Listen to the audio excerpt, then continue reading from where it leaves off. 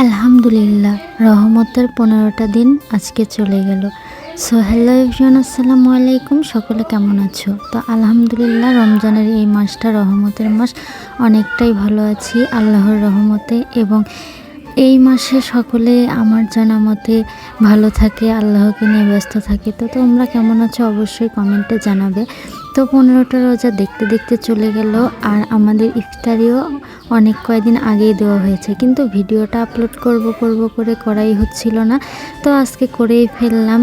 রোজার ভিতরে সকলেই চায় একটু রোজাদারদের কিছু খাওয়ানোর জন্য। তো আমাদের গ্রামেও তেমনই প্রচলন আছে, সবাই ইফতারের আয়োজন করে, দেন মসজিদে পাড়া প্রতিবেশীদের সকলকে খাওয়ায়। তো আমাদেরও তেমনই একটা আয়োজন করা হয়েছিল ছোটোখাটো। তো একটা লোক রাখা হয়েছিল রান্নাবান্না করার জন্য। তো যেহেতু সন্ধ্যাবেলায় খাওয়া, সেহেতু বিকালের দিকে রান্না করা শুরু হয়ে গেছে।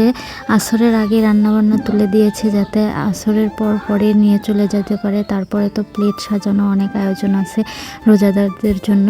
তো এইদিকে রান্নাবান্না হচ্ছিল 2 সসপ্যান করে, অনেক সুন্দরভাবে রান্নাবান্না করা হচ্ছিল। জাল দিচ্ছিল আমার আব্বুরা, আর ওই লোকটা রান্না করছিল, সব কিছু মেপে মেপে দিচ্ছিল। আর এইদিকে আমি, আমার ভাবিরা সবাই মিলে আরও ফল টল যেগুলো আছে সেইগুলোর আয়োজন করছিলাম, কেটে কুটে নিচ্ছিলাম। যেহেতু মসজিদে মানুষ হয় অনেকগুলো, তো সেহেতু গুনে সব কিছু দিতে হবে, বেশি নিয়ে গেলে নষ্ট হবে, আর কম তো নেওয়াই যাবে না। তাই সব কিছু কাটাকাটি করার পরে এখানে আমরা সব কিছু গুনে যতজন মানুষ ততগুলো দিয়েছিলাম। আর এইদিকে আবার রান্নাবান্নার কাজও চলছিল।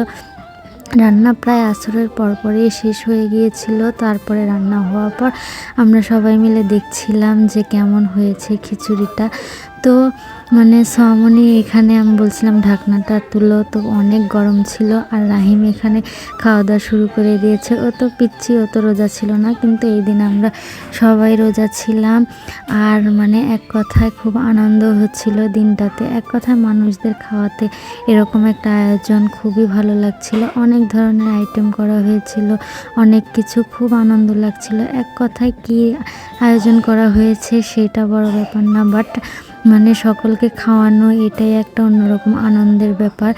সব কিছু বাড়িতে আয়োজন করা হয়েছিল, কিন্তু পেঁয়াজি জিলাপি এগুলো তো বাড়িতে বানানো একটু ঝামেলা, তাই সেগুলো বাজার থেকে কিনে আনা হয়েছিল। এইদিকে খিচুড়ি রান্না হয়েছিল, খিচুড়ি নামিয়ে রাখা কিছুক্ষণ পরে, যেহেতু আজান দিয়ে দিয়েছে আসরের, ওইদিকে তাদের আয়োজনও করতে হবে, সেহেতু আমার 2 ভাই মিলে সব কিছু নামিয়ে নিচ্ছিল গামলাতে করে। এখানে ভ্যানে করে মসজিদে নিয়ে যাওয়া হবে, আর কিছুটা রেখে দিয়েছিল পাড়া প্রতিবেশীদের দেওয়ার জন্য, দেন বাড়িতে রাখার জন্য। আমরা বাড়িতেও তো অনেকগুলো মানুষ, তাদেরও খেতে হবে, আর পাড়া প্রতিবেশীদের আমরাই হাতে হাতে গিয়ে দিয়ে আসবো। তাই সব কিছু আয়োজন করে তুলে নিচ্ছিল। তো এটাই ছিল আজকে আমাদের ছোট্ট